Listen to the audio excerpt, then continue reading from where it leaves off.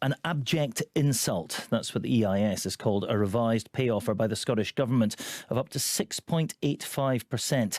Earlier, the Education Secretary, Shirley-Anne Somerville, told this programme what the unions want is financially unattainable. What I've been very clear about is that a 10% increase is unaffordable. We continue to ask the teaching unions to come to the table and have a serious discussion about where we can compromise and find a resolution to this. During pay disputes, everyone has to find a compromise and a spot that we can agree on. Now, I appreciate the strength of feeling within the EIS. I really do. And I know that they don't want to strike. I know that this is the last thing they want to see because of the disruption that it has for children and young people. So we will, of course, get back round the table with the EIS and with the other teacher unions. But we have to do that in the realistic context of which we are all working in.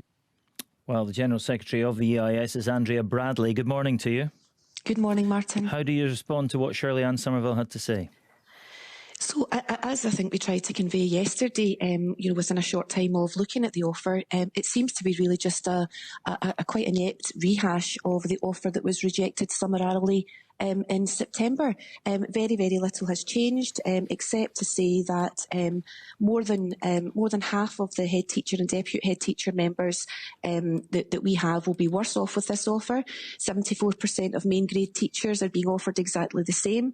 100% of principal teachers are being offered exactly the same. And in fact, only 8.4% of teachers, that is probationers, have been offered the 6.85%. For the vast majority of teachers, this is exactly the same as they were offered in September. And while we've had assurances from the Scottish Government and COSLA that they were going to be looking to see where they could perhaps take money from elsewhere in their budgets, all they've done really here is take money from some teachers and give it to others. Because they say they don't want to harm the education of the children, and they say what they have to do then, because they've no extra money and they're working within fixed budgets, is work within what they've got. And they've taken some money from those who are better paid and given it to people who are worse paid and come back to you with that offer. That's logical, isn't it? What's the problem with that? What we say is that it is not in the best interests of children and young people to have teachers poorly paid.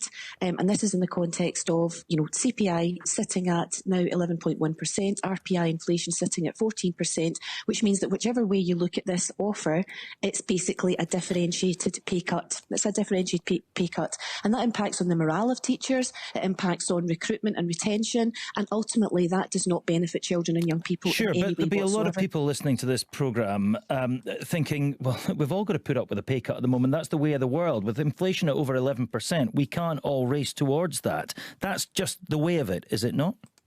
So 10% is a pay cut. 10% is a real terms pay cut. Is that a realistic demand, 10%? Given they don't have any extra money to play with, where do you expect them to get it from? So we gave the Scottish Government and COSLA months of notice that a substantial pay claim would be coming from teachers.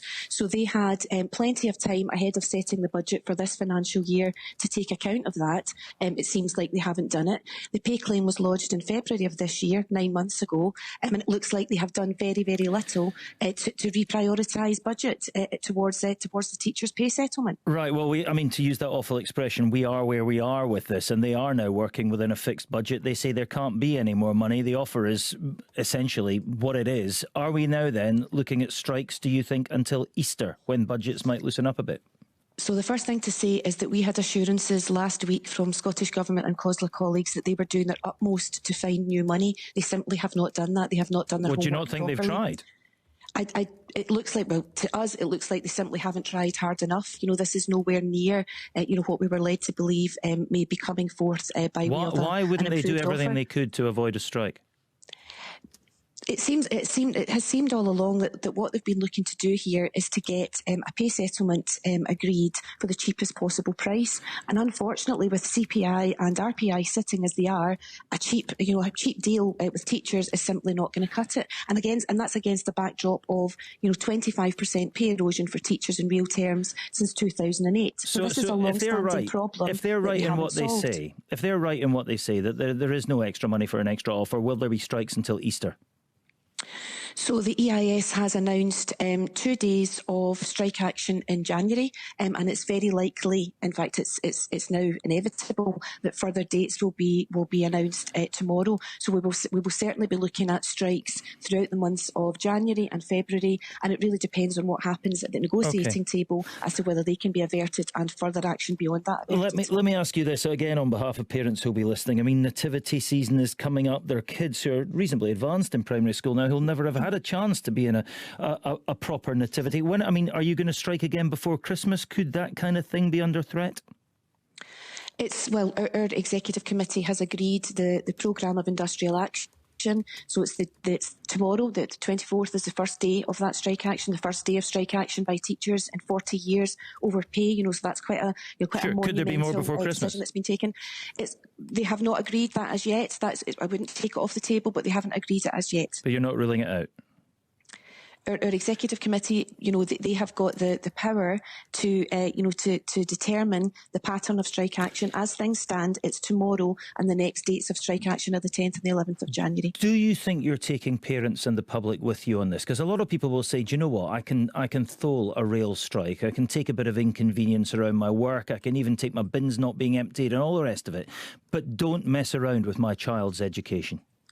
Our sense is that parents and the wider public, in recognition of not only of the efforts that teachers, the heroic efforts that teachers demonstrated over the course of the pandemic, are very sympathetic to the teachers' pay claim. They understand the rationale for it. Sure. They understand the reason why pay is so important to recruitment and retention, and ensuring that our children and young people have the highest quality of graduates in front of them in order that they can support their education well. OK, I read a text from a listener out to Shirley Ann Somerville a little earlier on. Let me do the same to you. We've had a text from somebody called Helen who says, with regards to the offer for teachers, £35,000, which is a fully qualified teacher's salary in Scotland, more than £7,000 more than they get in England, is more than most people earn in a year. Where's the money coming from? It has to come from somewhere, and other budgets will be cut as a result. What about the numerous social care workers, people in the charity sector, even small businesses who won't get a pay rise to take them anywhere near £35,000?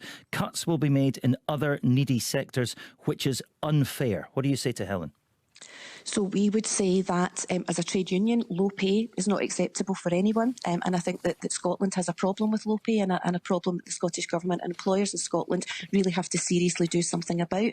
But we advocate on behalf of teachers primarily, and we understand that teachers are paid 10% less on average than OECD counterparts. So while the Scottish Government might like to compare with England, teachers how they are paid in England, across the OECD, which is a very, very useful comparator to have, we are paid as teachers 10% less. Just finally, so this notion that teachers are overpaid is nonsense. Just finally and briefly, if you can, are you and the government in COSLA further apart now than you were 24 hours ago? I think that the move from the Scottish Government and COSLA yesterday has served to significantly add fuel to the fire in terms of our members' anger about how they've been treated over pay and other things, but particularly pay at this time. I think it was quite a blundersome move, actually, by COSLA and the Scottish Government yesterday. All right. Andrea Bradley, General Secretary of the EIS, many thanks for your time.